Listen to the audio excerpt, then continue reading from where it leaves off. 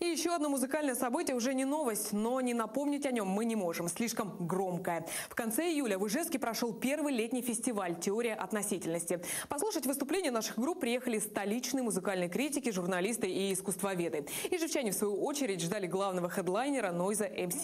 А еще на фестивале нашлось место конкурсам от телекомпании ТНТ «Новый регион» и вручению премии «Почетный удмурт» Альберту Эйнштейну.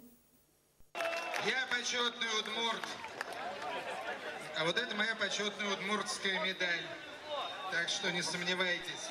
Живых почетных удмуртов сегодня всего два – Эмир Кустурица и Артемий Троицкий. К Гагарину, Пригову, Малевичу и Курехину теперь присоединился и Альберт Эйнштейн. Теперь он гордый обладатель кожаной медали, удмуртской шапки и гордого звания почетный удмурт. Не следует к премиям относиться с максимальной серьезностью. Премии, которые имеют глобальное значение, но таких премий, сколько? Раз, два, три, полдюжины, вряд ли больше. Все остальные просто премии придумывают самыми разными целями.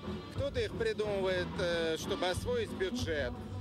Кто-то их придумывает, чтобы весело провести время. Весело провести время, а также написать пару интересных репортажей. Именно за этим в Ижевске приехал главный редактор журнала «Роллинг Стоун». Александр Кондуков говорит, о группах из Удмуртии слышал, но прочувствовать национальный колорит удалось только здесь. Лучше это воспринимать, конечно, на местности и в отрыве от других каких-то влияний, когда это не сборная солянка на фестивале из разных городов, а когда представлена группа одного региона. Очень все это привлекательно смотрится, душевная обстановка, забавные люди. И, естественно, на этой почве будут получаться очень хорошие репортажи. Давайте попробуем перечислить звезд ТНТ, героев, которых вы помните. В этот вечер на сцене выступали не только профессионалы. ТНТ «Новый регион» собрал две своих рок-команды из самых активных зрителей. Большая часть людей работает на нелюбимой работе. Значит, для них жизнь начинается тогда, когда закрывается дверь офиса, и они начинают тратить свое свободное время.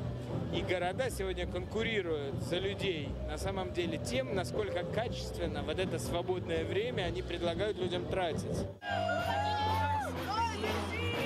Встречи с Нойзом МС зрители ждали больше всего. Музыкант появился за час до концерта, раздал кучу автографов и рассказал, как провел вечер накануне фестиваля в одном из ижевских клубов.